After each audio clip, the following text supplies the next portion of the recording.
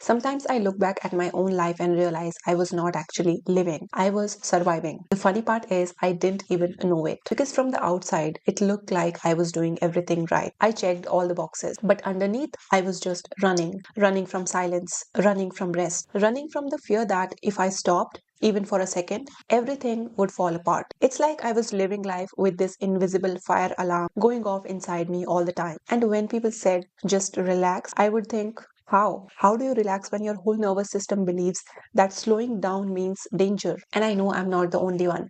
Maybe you have been there too, where you wake up already anxious, already tense, already feeling behind. You tell yourself, if I can just get through this week, I'll rest. But that week turns into months, into years, and suddenly you don't even remember what peace feels like. That's survival mode. It's when your body and mind are doing everything they can to keep you safe, even if it means never letting you rest. For the longest time, I thought survival mode meant being chased by danger, like an emergency, something big, visible, obvious. But it's not always like that. Sometimes it's invisible. It's just this low, constant tension in your body, like you're bracing for something bad to happen, even when nothing is wrong. For me, it looked like this. Waking up already anxious, before my feet even hit the ground, my heart would race, like I was late for something. Even on weekends, guilt every time I tried to rest. If I lay in bed too long, my brain would scream, you're wasting time, do something. Scrolling my phone at 2 a.m. Not because I wanted to, but because my nervous system was too wired to sleep. It was like I forgot what stillness felt like. And I thought that was normal. I thought everyone lived like that. But that's survival mode. The invisible emergency your body never turns off. And the scariest part, it becomes your default. You start thinking constant stress is just part of who you are, when really it's a part of you that's being trying to protect you. If I'm honest, my survival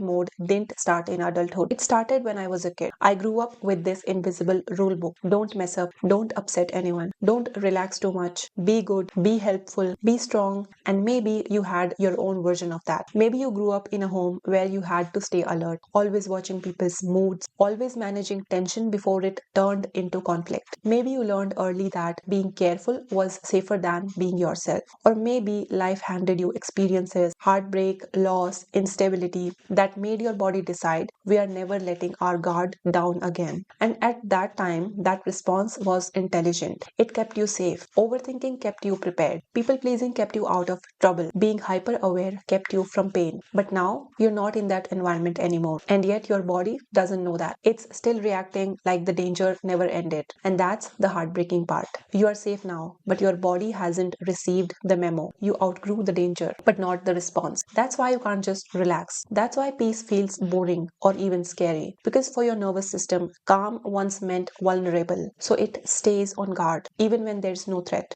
I remember one evening with friends, everyone was laughing, talking, sharing stories, and I was sitting there smiling. But inside, I couldn't relax. My mind was spinning. What if I say something dumb? What if they don't actually like me? Should I check my phone? Am I wasting time? I was physically there, but emotionally, I was somewhere else. That's what survival mode does. It keeps you everywhere, but here, the cost is huge. You're never fully present. Your relationships feel distant, even when you are surrounded by people. You chase achievement, but never feel satisfied. Even when life is good, you can't feel it. And the saddest part, you don't realize how heavy it's been until you finally taste peace. And then your body whispers, oh, it wasn't supposed to feel this hard all the time. So, how do you heal out of survival mode? The healing doesn't happen through force, it happens through safety, through teaching your body that it's okay now. For me, it started with tiny, almost silly moments. One morning, I made a cup of tea, and instead of scrolling, I just sat there. And instantly, my brain screamed, do something, check your phone, you're wasting time. But I took a breath and said, we are safe. We can just sit. It felt awkward,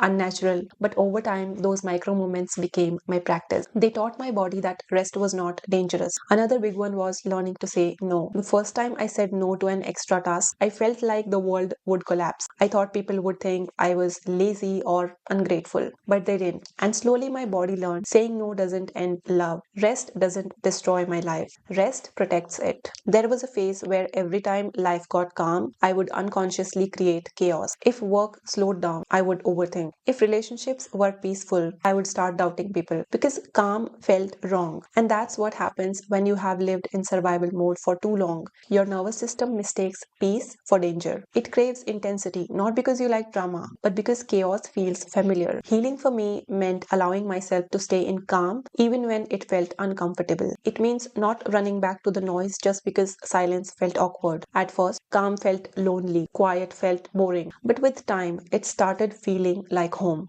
And that's the hardest part of healing. You have to let go of the chaos that once felt like safety. You have to trust that peace won't betray you, that stillness won't hurt you, that calm isn't a threat. It's the freedom you have been praying for. When I was in survival mode, success meant I survived today. I got through the to-do list. I kept everyone happy. I didn't disappoint anyone. That was it. That was my definition of doing well. But as I started healing, success started to change. It became softer, more internal. Success became I took a nap without guilt. I didn't overthink one conversation. I didn't chase anyone's approval. And you know what? Those moments felt bigger than any achievement because that's not survival, that's living, that's freedom. And it made me realize healing doesn't make you less ambitious, it just makes your ambition healthier. You start chasing peace, not panic. You start building a life that feels good, not just looks good. So if you're listening to this and realizing, wait, I think I've been in survival mode too, please don't feel ashamed. You're not broken, you're not behind, you're not dramatic, you're human. Your body was protecting you the only way it knew how. It kept you alert,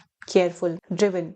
Because once upon a time, that's what kept you safe. And it worked. You survived. But now, you don't have to survive anymore. You get to live, to rest, to breathe, to soften. You get to wake up without a weight on your chest. You get to make decisions from peace, not panic. You get to experience calm and not question it. It won't happen overnight. Healing takes time. But every deep breath, every gentle boundary, every no is you teaching your body a new language, the language of safety. And one day you will sit in silence and realize your body is not tense anymore. You will laugh without that knot in your stomach. You will rest without guilt. And you will think this is what living feels like. So please be gentle with yourself. You have been surviving for so long. Now it's time to come home to peace because you don't owe the world your exhaustion. You owe yourself your healing. Thank you so much for watching. I hope you really liked it and I'll see you in the next one.